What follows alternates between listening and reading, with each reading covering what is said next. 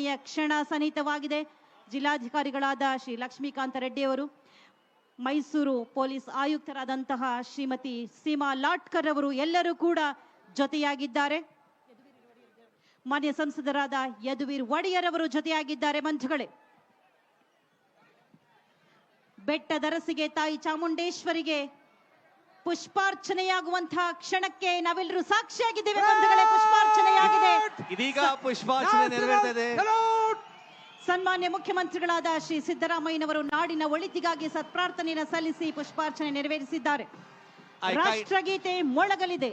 I kindly request everyone rise for the national anthem. Please rise for the national anthem.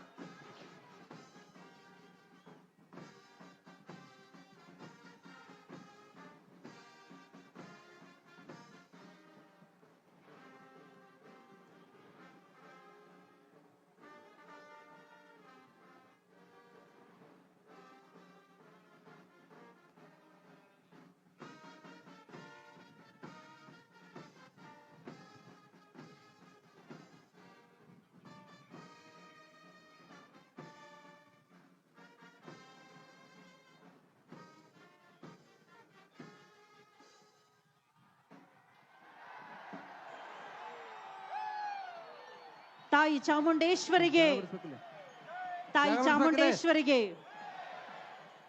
ಇದೀಗ ಮೆರವಣಿಗೆ